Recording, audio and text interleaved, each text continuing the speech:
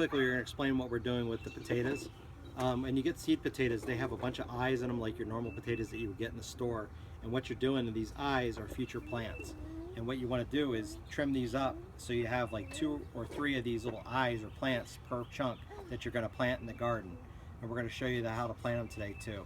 After we trim them up, we coat them in sulfur. Sulfur is a good powdered sulfur you can get at any kind of hardware store or feed mill, that type of place.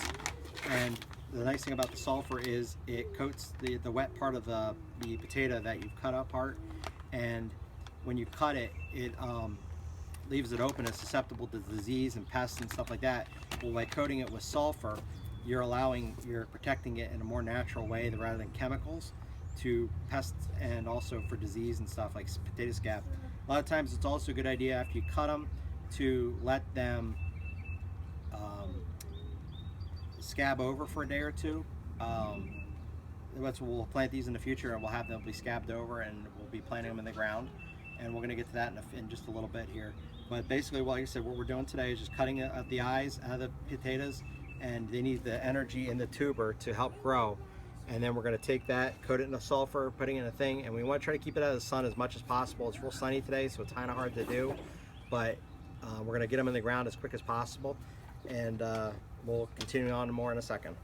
What we're going to do is we're going to till the soil up, and at the same time cut a furrow. On the back of the rototiller, we have a furrowing attachment right here, and what it does is it cuts a V in the soil, probably about 4 to 6 inches deep, which is about the depth you want to plant your potatoes. Your potatoes want to be planted between 3 and 6 inches deep into the ground, and this rototiller will loosen up the soil and at the same time cut a V groove to drop the seed potatoes in up through the garden.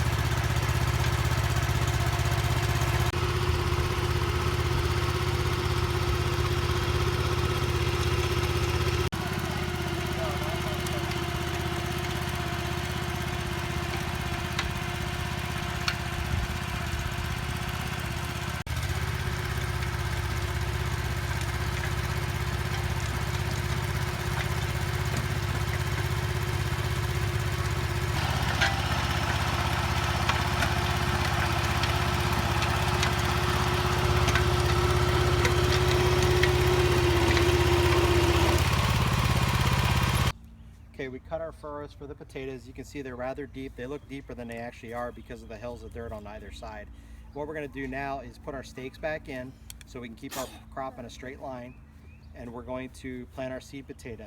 We're planting our potatoes 48 inches apart. The reason why I'm planting them so far apart is because with my rototiller I have that hiller furrower, and I can use that to hill my potatoes, and being 48 inches wide, it allows me to get my potatoes between the crop without the tines digging down and hitting potatoes as it's going in between.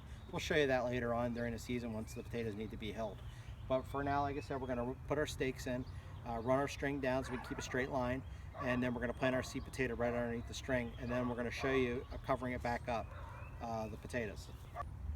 In our garden, to do spacing between plants, we use plastic PVC pipe. I had some scraps laying around. With potatoes, the best spacing that we find is 12 inches to give us the best size potato. If you go too big, too far spacing, the potatoes will grow real big, but you won't get the yields you want out of your crop. If you go too close together, your plants are going to produce a lot more smaller potatoes.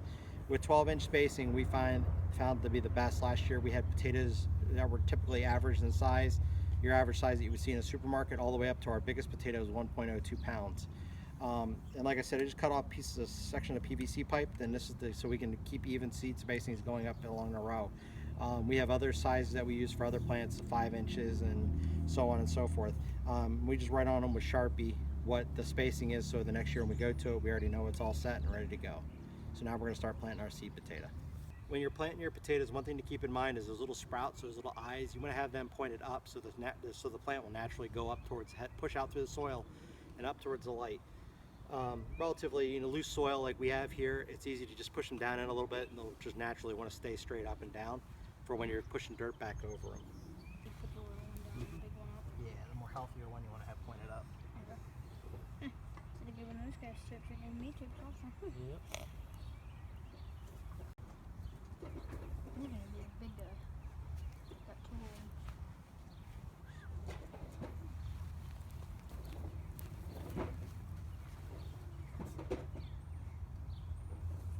Okay, what we're going to do now is we're going to cover up our potato. We have the seed potato placed into the trench up. We're going up through here, and we're going to gently pull the dirt over top. You don't want to pack it down. Potatoes like loose soil for growth, so we're just going to gently pull the soil down over top of the potatoes, and then push the soil in on the other side to kind of level it off and smooth it over top of each plant.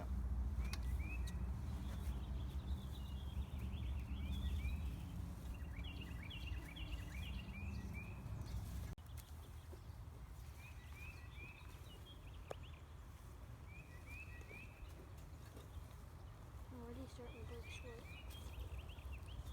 Yeah.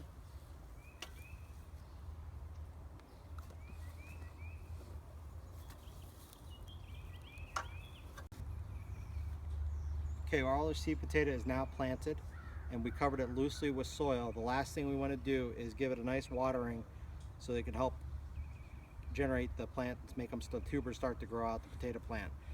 Now, potatoes probably want about an inch of water a week, give or take. You don't want to overwater them because then it could encourage fungus and other types of issues with stuff like that. One other thing you want to do too is be patient. It's going to take about 4 to 5 weeks for that potato to start popping up through the soil. My first year growing potatoes, I was really anxious, always looking to see if they were growing, and they weren't growing fast enough for me.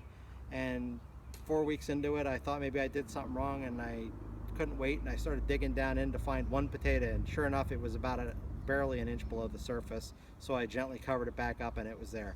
Trust me, if you did the things the way you're supposed to and you got good soil drainage and everything else, the potatoes are going to come up. It'll take time, and once they pop up, it's going to be great. You're going to be happy about it, and you know that you did it. You had a very successful beginning of your crop. So we're going to add more videos up soon on how to harvest the potatoes, also how to hill them and stuff like that. But for now, that's going to be all we're going to show you for now, and good luck gardening.